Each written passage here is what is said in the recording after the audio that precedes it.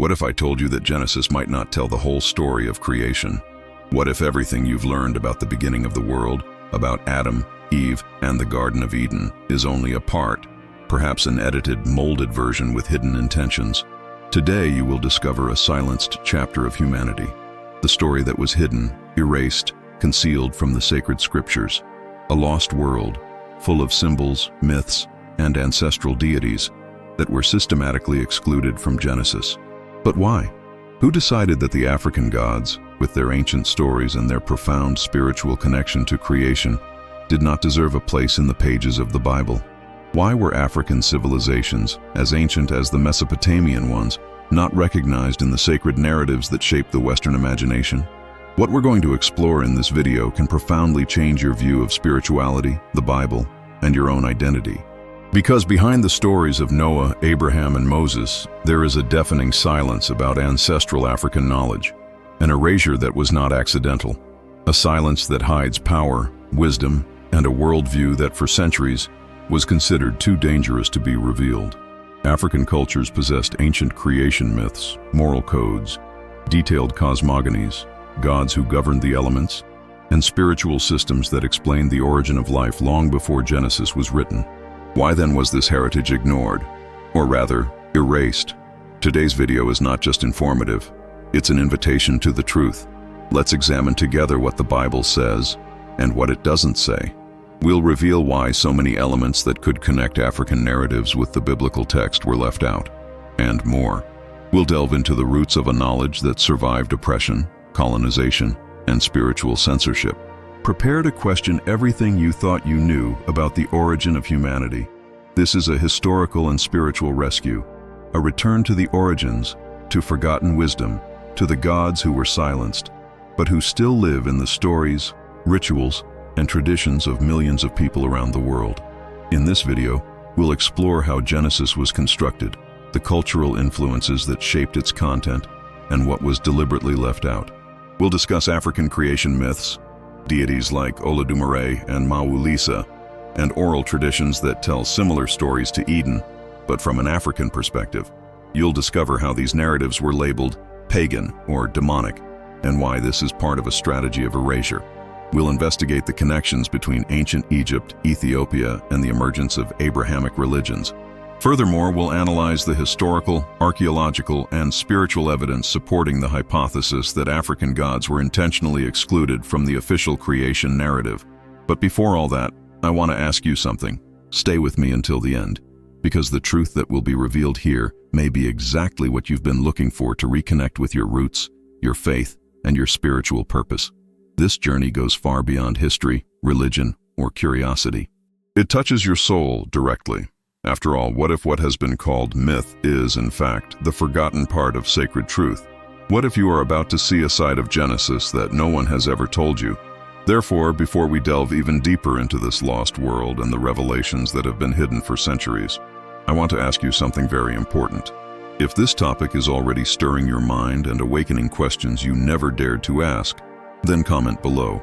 Had you ever heard of African gods and their possible connection to biblical creation? Or better yet, why do you think these stories were erased?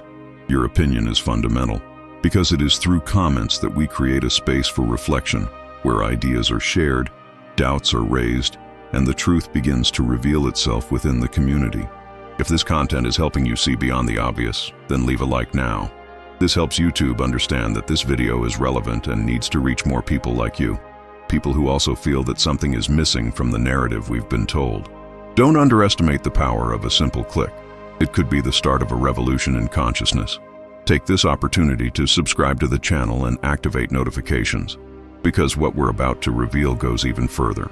This is just the beginning of a series of videos that will uncover mysteries, confront silences, and rebuild a spirituality more connected to our true roots. So, if you feel this calling is for you, stay here. The journey is just beginning. Genesis, for many, is the starting point of all human history. It is the beginning of the world, of light, of time, of humankind. It is the beginning par excellence, and precisely for that reason, it carries a gigantic spiritual, symbolic, and theological weight. But what many people have never stopped to question is, who wrote Genesis? Who decided what should be there? Why were certain elements included while others, especially those linked to African cultures, were left completely out? Genesis didn't fall from the sky ready-made. It was written by men, and these men lived within a specific political, religious, and cultural context. Most scholars agree that Genesis, like the other books of the Pentateuch, was written or organized by Hebrew priests during the Babylonian exile, around the 6th century BC, long after the events it supposedly recounts. This already tells us a great deal. We are talking about a narrative that was recorded under the pressure of a people who had been conquered, who were struggling to maintain their identity and needed, above all, to create a unifying history, a common origin, a spiritual root that would give meaning to their existence amidst the chaos of foreign domination. Now think about this. In such a scenario, do you think there would be room to honor other spiritual traditions besides their own? Especially African traditions, which were already viewed with disdain by many of the dominant cultures of the time? On the contrary, it is most likely that these traditions would be suppressed, devalued, or even demonized. And that is exactly what happened. Genesis was carefully constructed to reinforce an exclusive narrative, a single genealogy, a people chosen by God, and in this process, all spiritual knowledge that did not fit into this structure was treated as heretical, strange, or irrelevant.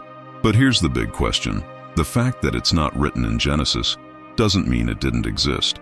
African peoples were already telling creation stories long before the Babylonian exile. Peoples like the Yoruba, the ancient Egyptians, the Dogon of Mali, the Akan of Ghana, all of them had complex cosmogonies, creator deities, narratives about the emergence of man, the sky, the earth, order, and chaos. None of this appears in Genesis, and that's no coincidence. Moreover, the very style of Genesis reveals the influence of other cultures. The literary structure, the symbols used, the archetypes that appear, such as the serpent, the garden, the tempting woman, the universal flood, are elements that also exist in older Mesopotamian and Egyptian mythologies. In other words, Genesis was not a pure and direct revelation. It is a mosaic of cultural influences. But curiously, the African ones were erased, suppressed, or reconfigured in a way that made them seem strange or demonic. Have you ever stopped to think about why the serpent, for example, is presented as a symbol of evil in Genesis, while in African cultures the serpent is often a symbol of wisdom, renewal, and balance between worlds? Have you noticed that Egypt, one of the greatest spiritual and cultural powers of ancient Africa, is always portrayed in the Bible as a place of slavery and idolatry? This is not merely symbolic. It is an intentional narrative repositioning, a systematic effort to distance Bible readers from any positive connection to African ancestry. And this effort didn't stop at Genesis. It extended throughout Western religious history. Everything that didn't fit into the logic of Abrahamic monotheism was erased, reinterpreted, or placed in the category of pagan. The problem is that in doing so, they not only marginalized other forms of spirituality, but also cut off millions of people from the possibility of reconnecting with their deepest roots. The question we need to raise now is, why was this exclusion carried out with such force? Why was it so important to delegitimize African spirituality to the point of completely silencing its gods in the official creation narrative? Was there something so powerful, so true, so transformative in these stories that it needed to be hidden at all costs? This is where we begin to understand how this historical and cultural omission was not merely an oversight, but a strategy. A strategy rooted in colonial domination, religious imposition, and the need to centralize spiritual power in a single authorized source. Everything outside of this, especially that which did not submit to the control of the dominant religious and political institutions, was erased. And with that, an immense wealth of wisdom was cast into the shadows. But the most interesting, and at the same time painful thing, is realizing that even within the Bible, there are traces, clues, echoes of these other narratives. You just need to know where to look. You need to be willing to look beyond the surface, to question, to deconstruct. And that's exactly what we're doing here, shedding light on what has been hidden, rescuing voices, symbols, divinities, and stories that belong to humanity, not to a single group or book. If you're feeling something different as you listen to all this, if your heart is beating faster, if your mind is opening to a new perspective, it's no coincidence. It's a calling to look back, to reconnect with what has been forgotten, or rather what they tried to make you forget. African spirituality is not inferior, it is not pagan, it is not mythical in the sense of a worthless fable. It is memory, it is wisdom, it is part of the sacred root of humanity. And if you've made it this far, you probably feel it. Probably something inside you already knew, even unconsciously, that something was missing from this story, that there was a void in the way creation was told. And now, little by little, that void is being filled, not with random theories, but with ancestral truths, with fragments of a spiritual history that needs to be rescued so that we can finally remember who we are. Comment below if you already suspected there was something hidden in the way Genesis was told. Right, the story is incomplete if you feel something big is being revealed now. I read all the comments and make a point of responding to the most profound ones. And if you want to leave more than a word, share what this content awakened in you. This space is ours, and each comment helps keep alive this conversation that, for centuries, they tried to silence. If all this already sounds disturbing, get ready, because now we are going to dive into even deeper waters, waters that have been flowing for millennia and carry a wisdom as old as time itself. Because while the narrative of Genesis was being built and consolidated, African peoples were already observing the sky, the elements, the cycles of nature, and codifying the universe in myths, symbols, words, and rituals. Ancestral African knowledge is not something fantastical or folkloric. It is scientific, spiritual, cosmic, and above all, human. And it is impossible to understand the origin of humanity without first understanding the spiritual roots of Africa. Let's start with Ifa, for example. Ifa is not just an oracular system, as many superficially think. It is a living spiritual encyclopedia spanning centuries of accumulated wisdom. Originating in the Yoruba civilization, one of the oldest peoples of West Africa, Ifa holds within its verses, called Odu, a complex knowledge about creation, existence, human destiny, and the relationship between the divine and the earthly. According to Ifa, the universe was created by Olodumare, the supreme force, through a set of divine energies known as Orixas. These entities are not gods in the polytheistic sense that the West often ridicules. They are manifestations of creative energy, aspects of a single God, sacred functions of life that govern nature and the human spirit. Does this sound familiar? It should. The idea of a supreme divinity manifesting in different forms is as ancient as it is powerful, and it appears in a reinterpreted form in various later religious traditions. But the richness doesn't stop there.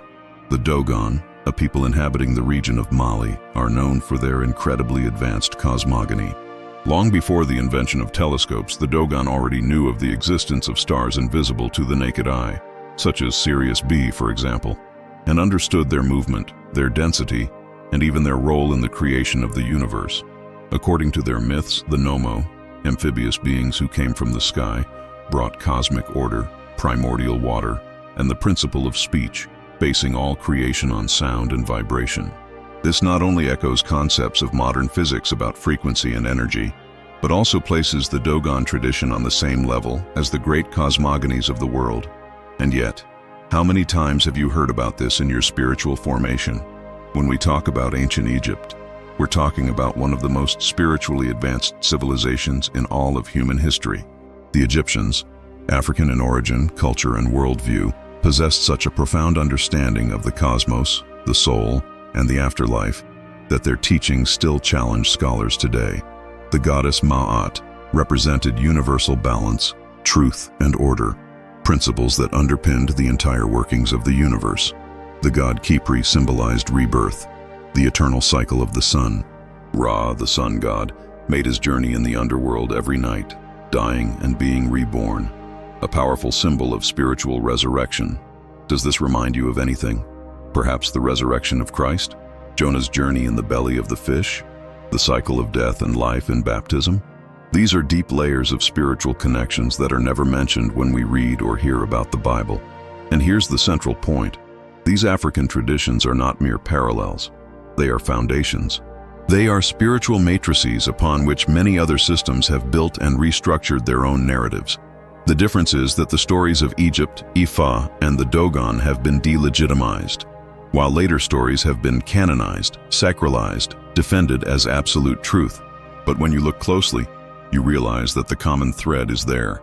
Creation from chaos, the presence of a supreme creative energy, the division between the spiritual and material worlds, the journey of the spirit, the battle between opposing forces, the importance of the sacred word, of sound, of balance, of sacrifice, of regeneration. These peoples were not primitive, as so many insist on repeating. They understood the human soul in a holistic way. They knew that existence is cyclical, that matter is merely an expression of the invisible, that life and death walk together. And all of this was present in their spiritual practices, in their rituals, myths, initiations, dances, and words that echoed like prayers and sacred formulas. Imagine how much was lost, or rather, hidden, when all of this was labeled witchcraft, paganism, or ignorance. African ancestral knowledge is not a museum curiosity. It is a key that can unlock a new way of experiencing spirituality, a way more connected to the body, to the earth, to the cycles of nature, and to ancestry. A spirituality that does not separate but integrates, that does not colonize but liberates, that does not demand submission but invites awareness. And this key has been taken from our hands for centuries, replaced by narratives that often do not engage with our reality, our origin, and our people. Now think about this. Why was this knowledge, which has so much to do with healing, with balance, with the harmony between spirit and nature, fought against so strongly? Why was it silenced in churches, in schools, in books? Why even today, do many people feel fear or shame when they hear the names of the Orishas, when they see an ancestral ritual, when they talk about spiritual Egypt, when they recognize Dogon wisdom? The answer is simple: because this knowledge is power. And power that does not submit to the system is frightening. The good news is that this knowledge never died. It was preserved. It was transmitted orally, through dance, through the living memory of ancestors. It is in the drums, in the songs, in the rites of passage, in the proverbs, in the hands of the elders, in the eyes of those who never stopped listening to the voice of the Spirit. And now it is returning. It is awakening.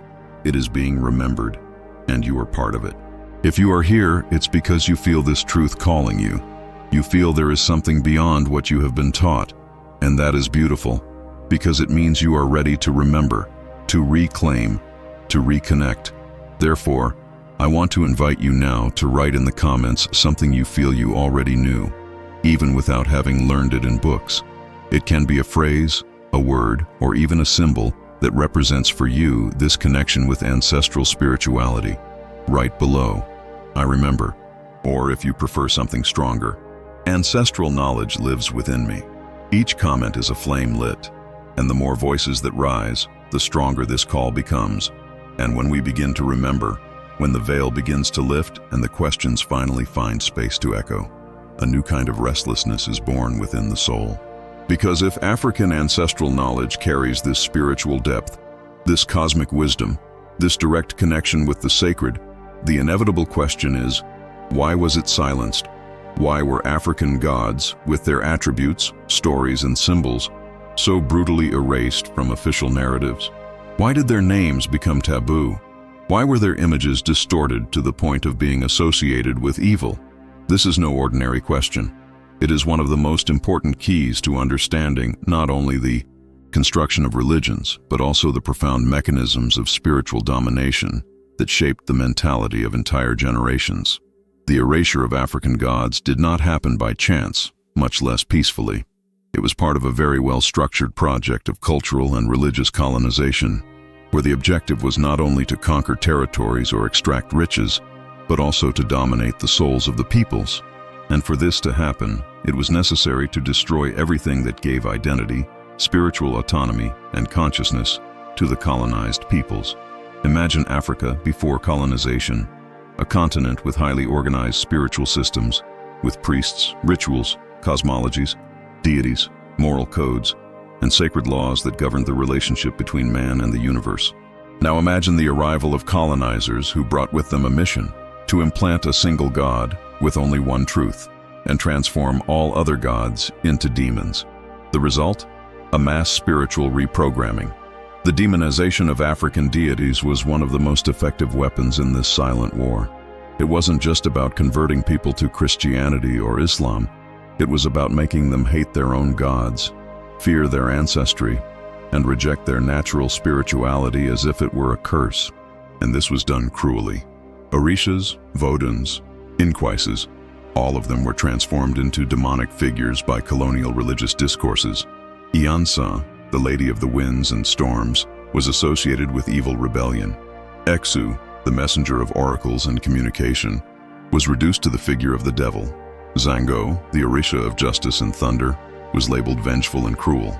Everything that was once a symbol of balance, nature, justice, movement, and wisdom came to be presented as evil, impure, undesirable. And this happened not only in the religious field, but also in art, literature, education, and even legal systems. People began repeating that this is the work of the devil without knowing where this idea came from. They became afraid of what was once sacred, and this fear took root so deeply that, even today, many sons and daughters of the diaspora are ashamed of their spiritual roots. This is the fruit of a collective trauma, of a colonization of the soul. And the most serious thing, this was done in the name of God, a God who, ironically, was presented as love, but who demanded that everything not within a European doctrine be killed. Now take a deep breath and think with me. If these African gods were truly evil, why would it be necessary to demonize them? Why wouldn't it have been enough to ignore them? The truth is that they were, and still are, portals of knowledge, strength, and connection. And this represented a threat to the systems of domination that needed submissive peoples, disconnected from themselves, from the land, and from the sacred that pulsates within each one. That is why it was necessary to erase these gods from the scriptures. That is why Genesis completely ignores their existence. That is why they were replaced by characters and symbols that served the interests of those who wrote the story. And it's important to understand that this strategy of erasure was not an exception. It was the norm. Throughout the colonial process, what we see is the imposition of a superior spirituality and the symbolic annihilation of everything that existed before. In Africa, in the Americas, in the Caribbean islands, always the same tactic: to rename, to hide, to invert meanings. That is why today, when we talk about African spirituality, we still need to begin by deconstructing stigmas. We still need to say, no, Exu is not the devil.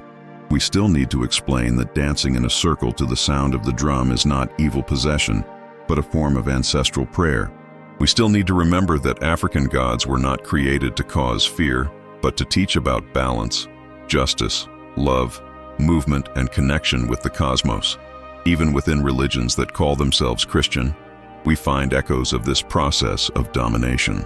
Just observe how Egypt is portrayed in the Bible as the land of oppression, idolatry, and black magic, when, in fact, Egypt was one of the deepest sources of spiritual and esoteric wisdom in antiquity. Why then this negative view? Because recognizing African spiritual greatness would threaten the entire theological hierarchy built around a single center of truth, and that was inconvenient. It was more effective to transform the pharaoh into a symbol of satanic pride than to admit that he represented a millennial spiritual tradition. And so we continue, for centuries, carrying a story told by those who erased us. A story where our gods were transformed into monsters, where the drum became noise, the body became sin, ancestry became superstition. But the truth always finds a way to emerge, and it is emerging now, at this moment, through you who are listening to these words and beginning to see with different eyes. Your perspective matters, your awakening matters, because every time someone questions this imposed narrative, a piece of the truth reconnects. And that's why this video exists, to reclaim what has been silenced, to remember that the erasure of African gods was not the end of the story. It was just a pause, a necessary interval until we, descendants of a powerful ancestral knowledge, were ready to remember again. Now, tell me, have you ever been afraid of names like Exu, Yemanja, Ogum? Did you grow up hearing that this was wrong, even without ever understanding what they meant? Then comment below. I was taught to fear, but now I want to understand. Or if you feel that this content is liberating you, write, I honor my spiritual ancestry. These comments are seeds. and each seed planted here can flourish in the mind and heart of those who still live trapped in fear.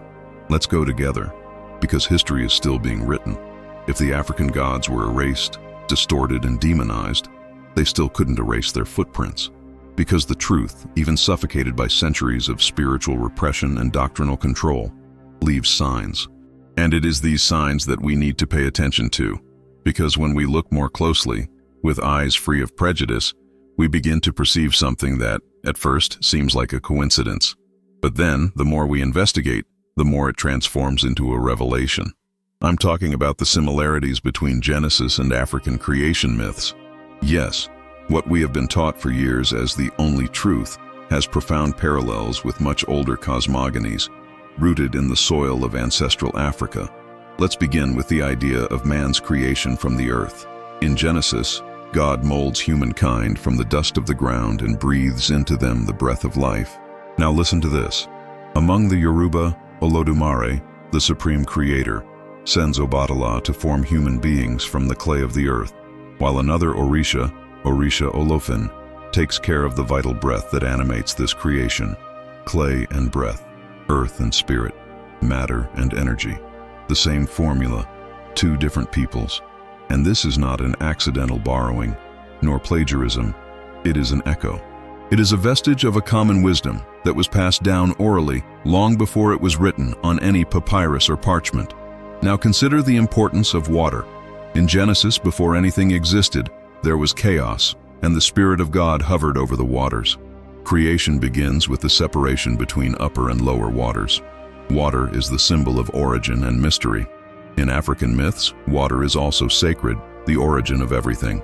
In Egypt, the god Nun represents the primordial ocean from which the first mountain arose, the cradle of creation. In Ifa, the goddess Yemanjah is associated with the cosmic womb, with the waters that give rise to life, to the unconscious, to spiritual nourishment. The principle of water, of the womb of the universe, is present in practically all African creation narratives, and this similarity cannot be ignored. Another point that starkly reveals the connection is the spiritual fall.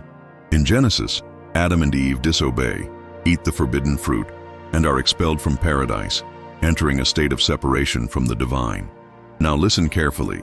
In Egyptian stories, Osiris, the god who represents order, fertility, and regeneration, is betrayed and killed by his brother Seth, a symbol of chaos and disorder. This event unbalances the world. Harmony is broken, order is violated, and it is up to Isis, his wife, to restore spiritual integrity, bringing forth their son, Horus, who represents hope, continuity, and redemption. Do you see the pattern? There is always a rupture, a fall, a need for reconciliation with the sacred. In both stories, spirituality shows us that human life is a cycle of harmony, separation, and reconnection. The figure of Ma'at in Egypt is another fascinating point. Ma'at is not just any goddess. She represents truth, justice, cosmic order. According to tradition, when someone dies, their heart is weighed against Ma'at's feather. If the heart is light, the spirit continues its journey. If it is heavy, chaos consumes it. Compare this to the Christian idea of the final judgment, where actions are judged and each soul receives its destiny. What is at stake in both cases? Righteousness, truth, harmony with the cosmos. They are different symbols, but the essence is the same. The most shocking thing about all this is that these similarities have been swept under the rug. They have been ignored by great theologians, minimized by scholars of faith, hidden from pulpits and seminaries. Because admitting these similarities would mean admitting that Genesis is not unique, that it is part of a set of ancestral narratives that cross cultures, geographies, and times. It would also mean recognizing that the spiritual roots of humanity do not spring exclusively from the Middle East, but are deeply buried in African soil, in the myths, songs, dances, and symbols that the West has tried to bury. When you begin to see these parallels clearly, something changes, because you understand that spirituality didn't begin with Moses or Abraham. It comes from much earlier. It pulsates in the drums of Africa, in the words of the griots, in the robes of traditional priests, in the cave paintings of peoples who spoke with the gods through nature. You realize that the Bible, while valuable, is not the origin of everything. It is a fragment, a window, but not the entire building. And this building needs to be rebuilt with all its bricks, including those that were deliberately left out. This is where true spiritual liberation begins. When you stop fearing what you've been taught to reject, when you begin to investigate with humility and courage, when you realize that there is beauty in the plurality of myths, that there is truth scattered like pieces of a great puzzle, that perhaps the problem has never been the beliefs of others, but the control over the permitted versions of sacred history. And look how curious, even with all this attempt at erasure, African myths have survived. They are alive. They are in the sacred grounds, in the sacred forests, in the circle songs, in the simple altars built in the homes of the elders. They are in dreams. They are in the questions that arise in the hearts of those who feel that something is missing in their inherited faith. Because something is truly missing. It is missing the recognition that spirituality does not have a single color, a single language, a single face. It is missing the understanding that the voice of God may have resonated in many corners of the world at the same time, and that one of these voices, powerful and ancestral, spoke, and still speaks, through African myths. If this part of the video made you see something new, comment below what impressed you most. Write, for example, "I see the connections," or if you want to make it even stronger, type, "Genesis is not the beginning, it's just a part." Because each of these comments not only strengthens this conversation, but also helps other people find this content and begin their own path of reconnection with the truth that has pulsated within us for millennia. And it is precisely when we begin to see the similarities between African myths and biblical narratives that a new inevitable question arises. If there were so many similar stories, if there was a prior, profound wisdom that spoke of creation, fall, spirituality, and reconnection, why was none of this included in the Bible? Why were so many voices silenced? Why were the sacred stories of an entire continent left out of the most influential book in the history of humanity?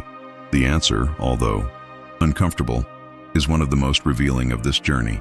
We are talking about the choice of biblical texts. Yes, choice. Because the Bible, contrary to what many people believe, didn't fall from the sky ready-made, with a leather cover and gold lettering. It was constructed, edited, organized, and yes, filtered. The formation of the biblical canon was a profoundly political process. Over the centuries, various councils, religious leaders, and institutions of power decided, based on their own criteria, what should or should not be considered inspired by God. This means that many texts were simply rejected, banned, or forgotten. These writings are now called apocryphal, that is, hidden, forbidden. But the most serious aspect is that among these texts were not only alternative visions of spirituality, but also perspectives that could reconnect humanity with its most ancestral roots. And this, for the interests of the time, was far too dangerous. When you understand who the men behind the canonical decisions were, everything starts to make sense. Priests, emperors, ecclesiastical leaders, all involved in a context of social control and political expansion. Truth was not a priority. What mattered was doctrinal unity, the obedience of the masses, the centralization of faith in a single path, preferably European, patriarchal, and distant from African influences, considered primitive. This is how many books were silenced. Texts like the Book of Enoch, which speaks of fallen angels, secrets of heaven and earth, and even pre-Diluvian civilizations.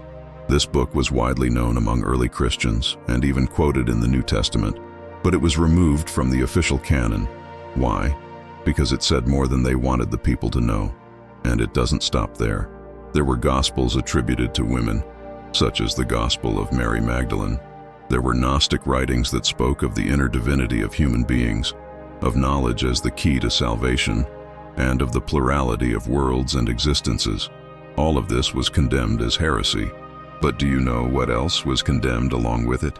Any mention that referred to African cosmologies, to wisdom from the global south, to different ways of accessing the divine, especially those involving ancestry, nature, and a direct connection with the spiritual without the need for an institutional hierarchy. That's when you begin to realize the magnitude of the exclusion. It wasn't just a matter of choosing the best texts. It was a calculated decision to eliminate everything that could challenge the dominant structure. And in this process, what was lost about African cultures was immense. The opportunity to recognize that Africa also spoke with God, that its myths were not legends but revelations, that its rituals were not witchcraft but liturgy, that its priests were not sorcerers but spiritual masters with access to the invisible, was lost. The spiritual dignity of a people who, before being colonized, already walked between worlds with wisdom and reverence was lost. Imagine how many stories were silenced, how many creation songs went unrecorded, how many teachings about balance, justice, and connection with the elements died without ever being read by Western eyes. And all this because it didn't serve the official narrative, because it didn't reinforce the vision of a European, white, severe, centralizing God. But the most incredible thing is that even with all this erasure, the traces persist. They appear between the lines, in forgotten symbols, in traditions preserved in silence. They appear in words that still carry power, even after so many attempts at neutralization. Have you ever stopped to think about how many African spiritual texts were deliberately ignored? How many oral traditions, passed down from generation to generation, were never considered scriptures simply because they weren't written on parchment but alive in the mouths of elders? What if wisdom isn't just in written words, but in living memory, in sacred gestures, in ritual dances, in the beat of the drum that activates invisible dimensions? That too is revelation. That too is scripture. It just didn't serve the empire. That's why it was excluded. But now is the time to recover, to look honestly at this historical construction of the Bible and understand that, although it plays an important role, it cannot be seen as the totality of divine revelation. It is a fragment, a chapter, a part of a much larger book, whose pages were scattered across continents, forests, deserts, and villages. And in this larger book, Africa has a central chapter, a chapter that was torn, but not forgotten. It takes courage to question all of this, to look at the Bible with respect, but also with discernment, to recognize that it is the product of human choices, and like all human choices, it carries interests, limitations, and contradictions. And if we truly want to reconnect with the sacred, we need to go beyond what has been allowed. We need to seek what has been left out, hear what has been silenced, restore what has been erased. Perhaps that's why you're here, listening to this video right now. Because deep down, something in you already knows there's more, that what you've been told isn't enough, that something is missing from the official structure, that your spirituality yearns for deeper, older, freer roots. And those roots are in Africa. They're in the lost texts. They're in the words that never made it to print, but continue to echo in spirits that refuse to forget. If this part of the video touched you in any way, tell me in the comments. Had you ever heard about the books that were excluded from the Bible? Do you feel that something is missing from the officially told story? Write below, "I want to know what was left out." Or if you feel ready to go deeper, comment, "The Bible is a part, I seek the whole." Each comment is a step in this reconstruction of spiritual memory. Let's open this larger book together, because it is already being read, even if in silence. And when we begin to understand everything that was left out, everything that was erased, censored, and silenced, the question that screams within our hearts is, what did this cause in the souls of our people? What was the true impact of this deliberate omission, this profound spiritual cut, on the identity of those who came from Africa, those who carry in their blood the memory of those who listened to the Orishas, danced with the Vodans, celebrated life in connection with the elements? We are not just talking about a historical error. We are talking about a spiritual trauma, from a forced disconnection that shaped and still shapes the way Black people see themselves, their faith, their place in the world, and their relationship with the divine. Because when you are taught from a young age that your ancestry is wrong, sinful, demonic, when what you inherit from your ancestors is shame instead of honor, when everything related to your spiritual roots is a cause for mockery, persecution, or fear, what remains? A void, a hole where identity, belonging, and dignity should exist. And it is precisely in this hole that spiritual domination takes hold. The omission of the African presence in sacred narratives was not merely a theological choice, it was a control strategy. Because peoples disconnected from their spiritual origins are easier to oppress, manipulate, and subdue. Imagine a young Black man growing up in an environment where everything from his culture is labeled as the work of the devil. where he only encounters divine representations that don't resemble him, that don't speak his language, that don't understand his pain. Imagine what this does to the spiritual self-esteem of this young man. He learns even unconsciously that to be accepted by God, he needs to reject himself. He needs to cut his roots, deny his history, silence the drums that still beat within his chest. This is devastating. It's like planting a tree and cutting its roots, expecting it to grow strong. It's impossible. That's why so many of us grow up without knowing who we are, feeling that something is wrong, that something is missing, but without knowing how to name it. That something is the ancestral spiritual memory that was taken from us. It's the connection to the sacred that our ancestors knew, but which was forcibly broken, whether by colonization, slavery, churches, or discourses that associated everything black with evil. Spirituality ceased to be a territory of reconnection and became a field of internal struggle, where faith and identity clashed. But spirituality should never divide. It was made to integrate, to heal, to liberate. When a people has access to its true spirituality, it is strengthened. It understands its role in the universe. It honors its ancestors and passes on this legacy with firmness. When a people reconnects with the spirituality that was taken from it, it begins to heal from within. And this is reflected outwardly, in posture, in speech, in the gaze. That is why many fear the spiritual awakening of black people, because they know that this awakening restores autonomy, power, vision. It is like lighting a bonfire in the middle of the darkness that has been imposed for centuries. And here enters another dimension of this erasure. The spirituality that should liberate was used as a tool of domination. And this is very serious.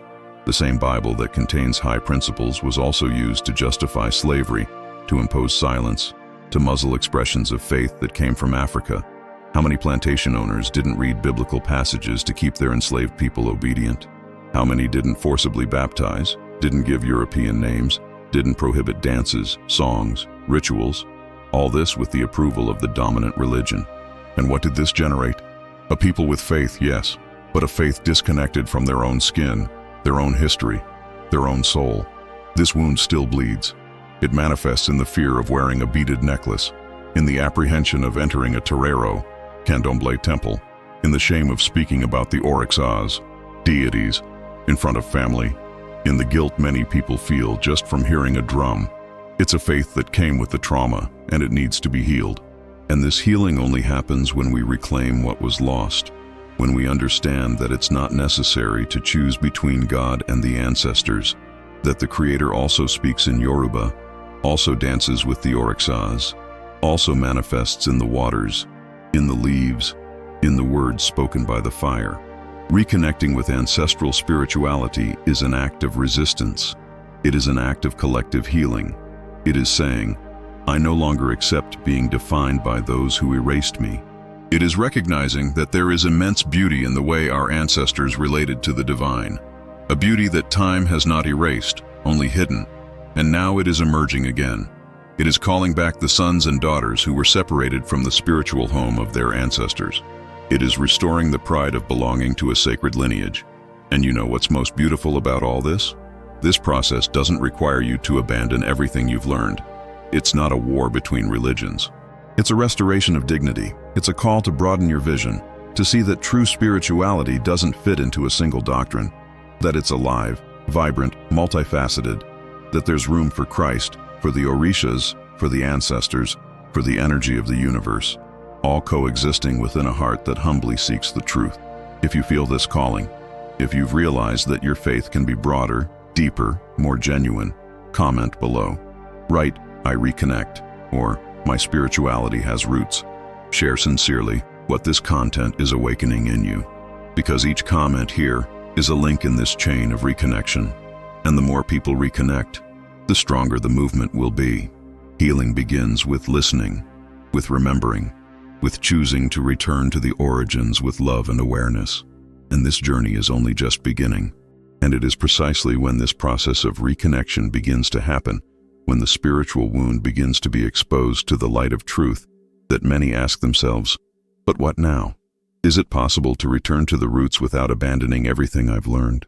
Can I continue to have faith in Christ and, at the same time, honor my African ancestors? Do I need to reject one thing to embrace the other? These questions are legitimate, and they are born from a deep pain, from a conflict that has been planted in black souls for centuries. The conflict between inherited faith and ancestral faith, between the church that welcomed but also silenced, and the tradition that was demonized but carries a spiritual calling that will not be silenced. But the good news, and perhaps the most liberating, is that you don't have to choose between faith and ancestry. It is possible to integrate them. It is possible to bring the paths closer together. And this is not just a modern desire or a spiritual fad, as many say.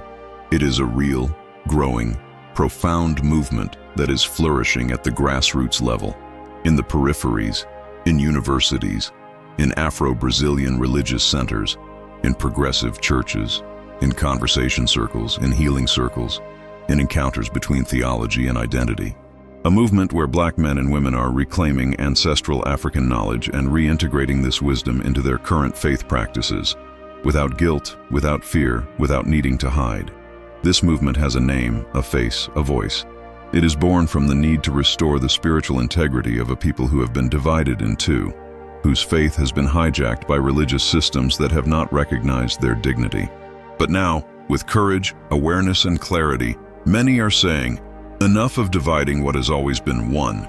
They are saying that it makes no sense to continue worshiping a God who demands the denial of one's own roots, that the true Creator does not reject his children because of their color, origin, or tradition, that the Christ who healed with mud, who touched the untouchable, who danced with the excluded, also walks with those who hear the drums of his people, and that honoring ancestors is not idolatry. It is gratitude. It is recognizing that before us, many came, opened paths, prayed, fought, and kept the faith alive even in the worst pain. Today, Black theologians, community leaders, priests, intellectuals, and ordinary people are rewriting Black spirituality.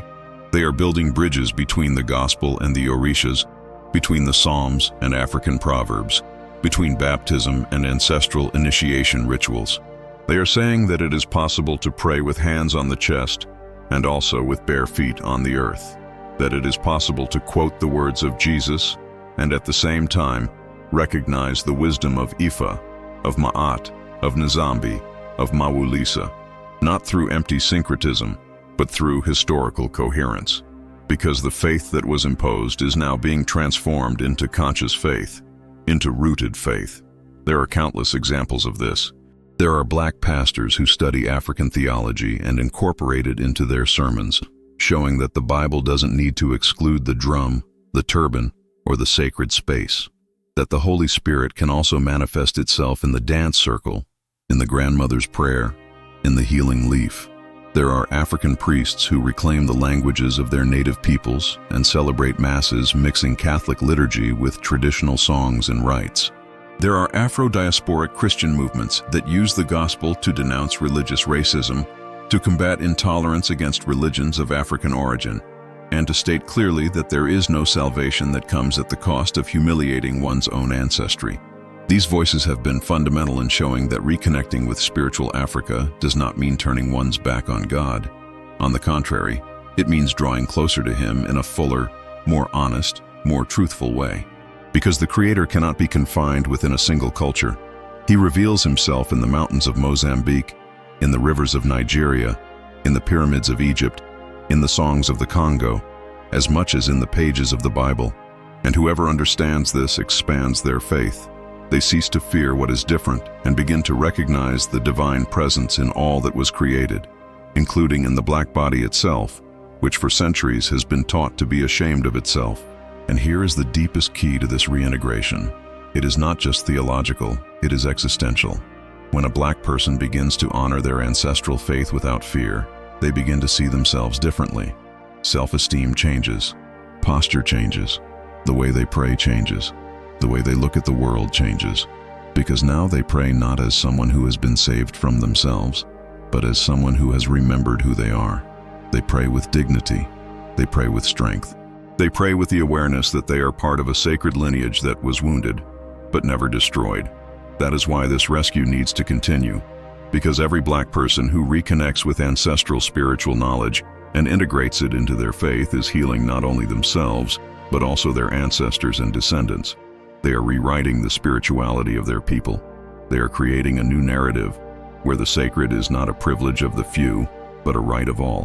Where the divine is not at the top of a European tower, but pulsating in every leaf, in every drum, in every name that carries history. And perhaps that's why you're here. Perhaps this is your moment of reintegration. Perhaps, as you listen to this video, something inside you is saying, I can honor my faith and my roots. I can be whole again. If this is happening to you now, share it with us in the comments. Write, my faith has roots. Or, if you want to delve deeper, type, I don't need to deny my ancestry to follow my faith. Because every word you leave here helps strengthen this movement. And together, we are writing a new page in the history of Black spirituality. A living, courageous, sacred page. And it is still being written. Let's continue exactly where we left off, because now is the time to do an exercise that can open doors in your consciousness. An imaginative yet profoundly spiritual portal. What if Genesis, that text that shaped so many worldviews, were rewritten from an African worldview? What if, instead of having a sacred book based solely on Middle Eastern interpretations and cultures, we had a narrative that sprang from African soil, carrying the scent of wet earth, the sound of ancestral drums, the wisdom of griots, and the strength of the Orishas, Vodans, and original gods? What would this new beginning be like? What would the Book of Origins be like if the eyes that wrote it were our own? Perhaps, first and foremost, it didn't begin with a distant god creating everything from atop a throne, but with a living, pulsating energy called Olodumare, Nzambi, Mawu Lisa, or Amon-Ra, not as authoritarian lords, but as creative sources that manifest themselves in creation itself. In the African worldview, the divine is not outside the world. It is the world itself. It is in the waters, in the stones, in the wind, in the dance, in the silence, in memory. The African Genesis wouldn't begin with a dark abyss, but with a fertile matrix. A feminine matrix, perhaps, like the womb of Mother Earth or the cosmic womb of Yemanja, which carries within it the primordial vibration, the word that has not yet become sound, the drum that has not yet beaten. In this ancestral Genesis, Adam and Eve would not be figures created from nothing, isolated in an artificial paradise, but manifestations of the original energies of creation.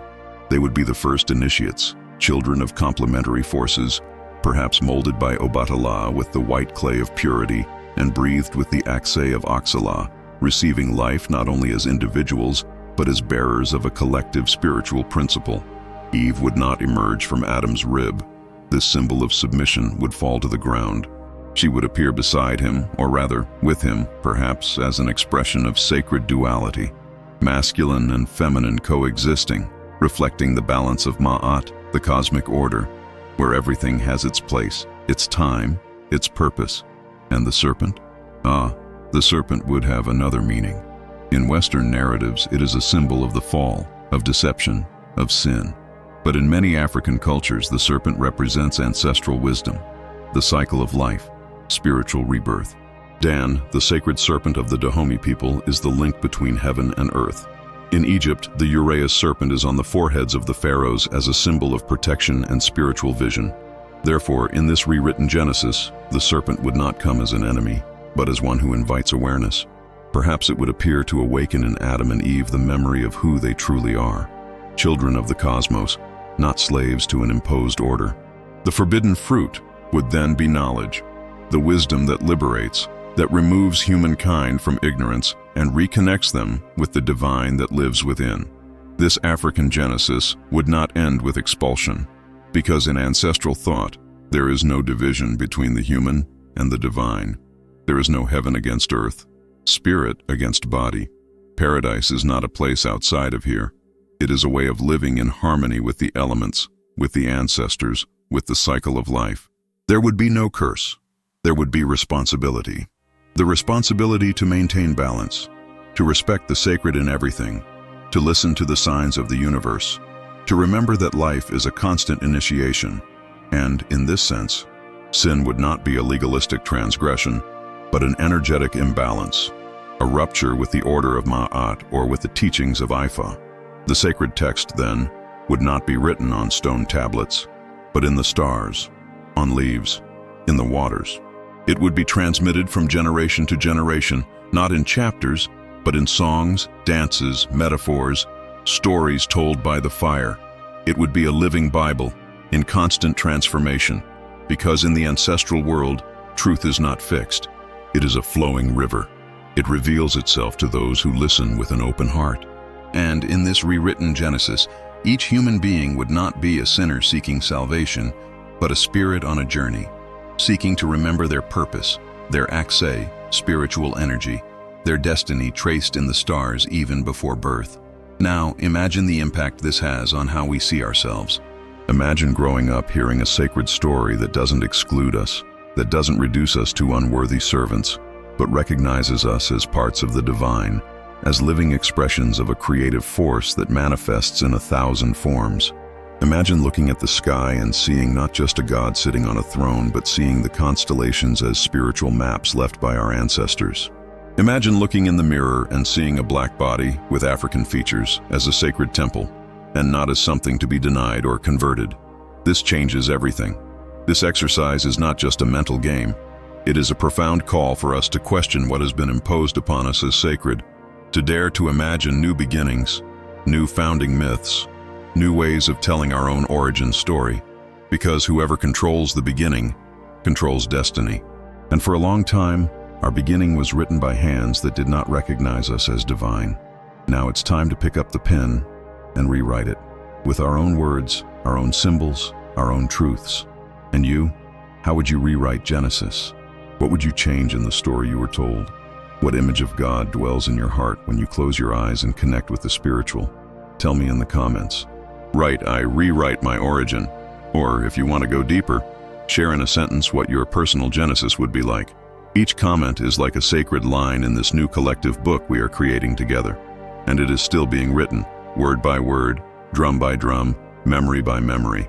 And if we have come this far, if all these reflections have awakened something within you, then it is because there is a truth that pulsates, a truth that may always have been present, hidden in the subtext of history, silenced in the muffled corners of collective memory, but which is now beginning to gain voice, form, and soul again. And this truth is as simple as it is powerful. We have been disconnected, not only from our territory, our language, or our stories, but above all from our original spirituality, the one that connected us to the sacred naturally, with dignity, with a deep awareness of our role within creation. And what do we do now, after having crossed this path that exposed the manipulation of texts, the erasure of African deities, the marginalization of ancestral myths, and the brutal impact of this omission on Black spiritual identity? What remains after understanding that the Genesis we learned is a reduced, edited version that excluded voices that also spoke with God? What remains is a calling to look at this revelation not with fear, not just with revolt, but with responsibility. Because now that we know, we can no longer return to the starting point as if nothing had been said.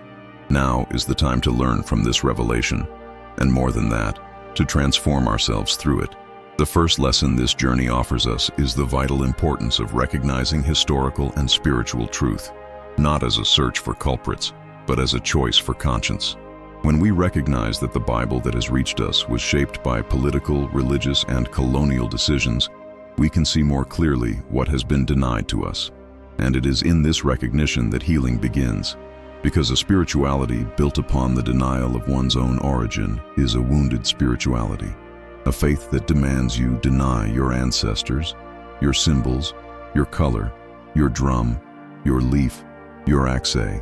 That faith is incomplete, and not because it lacks faith, but because it lacks roots. And that is what this revelation begins to restore: the root.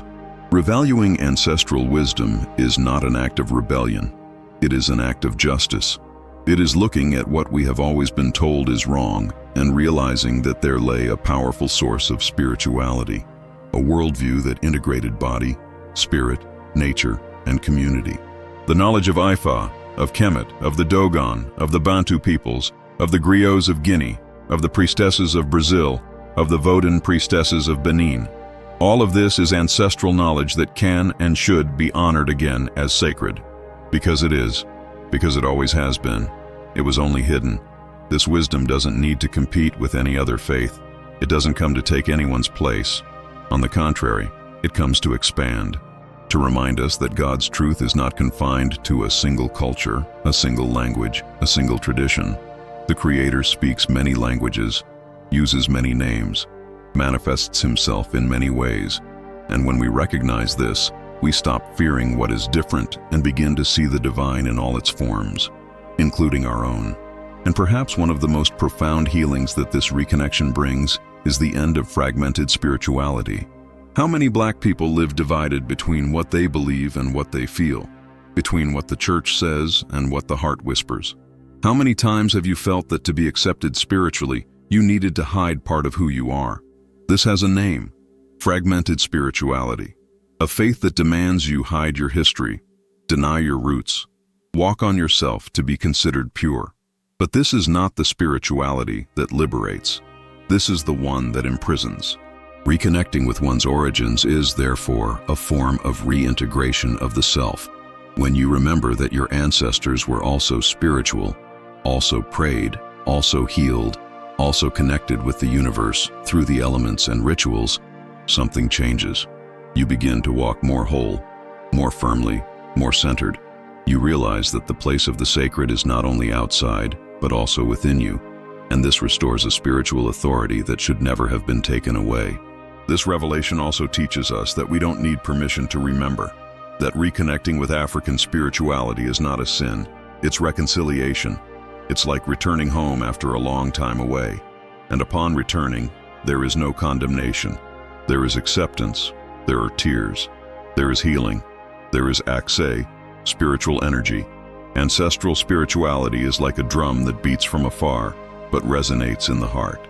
It calls, and now you have heard that call. So I invite you to reflect. What can you do with all of this? How can this new awareness transform your relationship with faith, with your body, with your history? Perhaps now is the time to study more, to seek out the texts that were left out, to listen to the elders, to visit a terreiro, candomblé temple, to talk to those who are also on this path of reconnection. Perhaps it is the time to pray with new words, to pray looking inward, to remember that your body is also a temple, and that your steps carry the strength of thousands of ancestors. And if something inside you is saying, "I don't know where to begin," know that you are not alone. Many are awakening now, just like you, and this video, this conversation, this journey, are part of that process. They are bridges, they are seeds, and each person who comments, who shares, who opens their heart, strengthens this movement. That's why I want to ask you with affection, share below how all of this touched you. Write, "I recognize my spiritual history," or if you want to make it even stronger, comment, "My ancestry is sacred." These words matter. They create presence. They are declarations of healing, and we will continue, because there is still so much to remember, so much to reclaim, so much to live. The sacred hasn't ended. It was just waiting for you to remember where you came from. And now that you know, the path is open. Let's go together. If you've stayed this far, it's because this message resonated within you, and that, in itself, is sacred.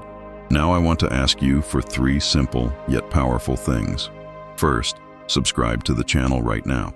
Here we talk about ancestry, spirituality, reconnection, and everything that has been silenced, and you are part of this recovery. Don't put it off. Second, comment below with the phrase, "I reclaim what they tried to erase." This phrase is our code, our affirmation, the seal of those who made it to the end with an open heart. Third, leave a like. This greatly strengthens the video and helps this message reach more people who, like you, feel that there is something deeper waiting to be discovered. And of course, watch the next video that's appearing on the screen right now. It's a direct continuation of this journey.